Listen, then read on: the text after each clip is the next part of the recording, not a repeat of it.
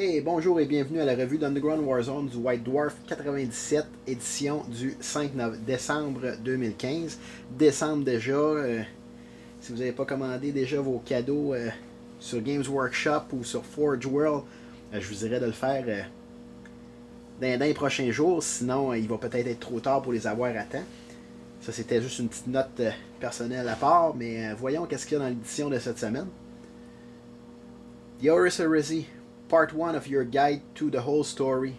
Donc, j'imagine qu'ils ont fait un plan de dans quel ordre que vous devriez lire les livres de Horus Heresy pour avoir tous les morceaux de l'histoire. On va voir ça un petit peu plus loin. Puis après ça, The Chosen of Archaon, les Heralds of Chaos. Fait qu'on va voir qu'est-ce qu'il y en est dans cette issue. Excusez mon anglicisme. Donc,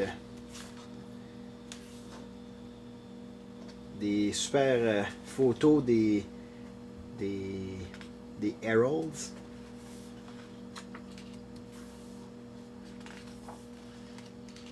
Age of Sigmar, The Ever Chosen, Chaos Battle Tome. Ah, j'imagine que ça c'est comme qu'ils font les Warzone à 40 000, des petites campagnes de Age of Sigmar.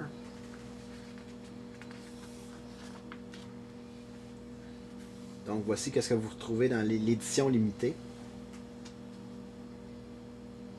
Solar Auxilia Militaris Storm Section with Power Axes. Sortie de Forge World cette semaine. La Solar Auxilia.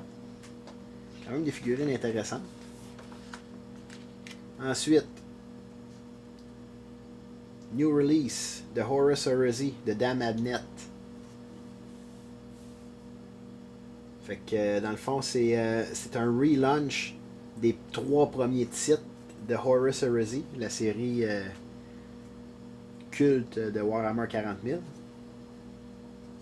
Donc ensuite, Ever Chosen Painting Guide, Black Library Digital Shorts. Dans le fond, c'est les histoires, les histoires courtes qu'ils ont faites. À partir de cette semaine, on peut avoir les figurines qui ont été présentées dans le White Dwarf de la semaine passée. Un paint splatter pour les Heralds. Scions of the House Teal.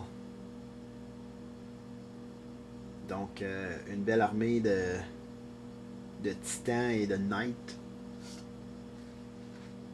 qui a été montré dans le Warhammer Vision 23. Le Warlord Titan de toute sa splendeur.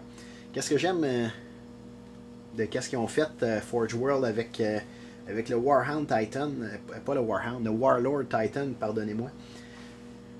C'est qu'il il a gardé l'essence de l'ancien Warlord Titan qu'il y avait dans le temps. Donc, la figurine qui avait été faite à Epic. Mike Biazzi, celui qui a sculpté les figurines d'Armorcast pour les Titans, là, qui avait été faite dans les années 90.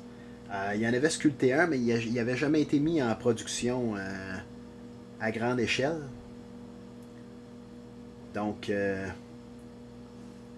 disponible chez Forge World pour un bon montant. C'est très cher pour une figurine. Donc ensuite, Vanguard, les stats. The Horus Heresy.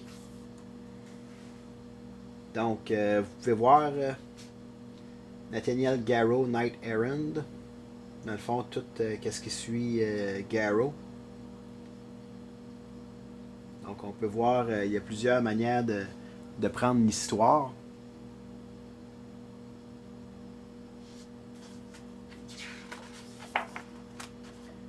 The Raising of Prosperos, commençant par False God.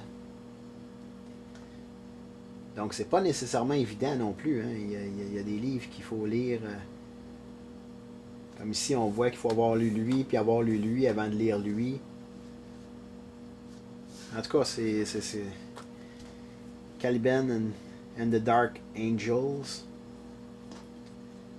Donc on voit que les histoires sont un peu entremélangées pas mal. Encore là, c'est toutes des manières de lire l'histoire différemment. War in the Solar System. C'est quand même intéressant qu'il ait fait ça. Il va falloir que je m'y attarde un peu parce que Horus Heresy, c'est vraiment une histoire épique qui vaut la peine d'être lue. Malheureusement, moi je suis trop paresseux pour lire, fait que je prends les audiobooks, mais les audiobooks, ça a l'avantage que tu peux les écouter quand tu es sur la route ou quelque chose du genre. Fait que moi, en allant travailler le matin, trafic, pas trafic, c'est pas grave. J'écoute un peu de mes livres préférés.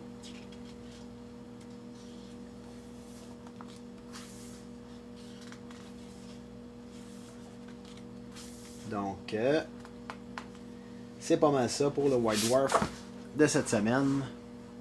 White Dwarf 97, The Horus Heresy, comment se lancer dans l'histoire de Horus Heresy, très intéressant. Les Chosens d'Archaon, des belles figurines. En tout cas. Donc, encore une fois, si vous avez des bons commentaires pour Age of Sigmar, faites-moi en part. Donc, sur ce, je vous souhaite une belle semaine et beaucoup de belles parties. Bonne journée.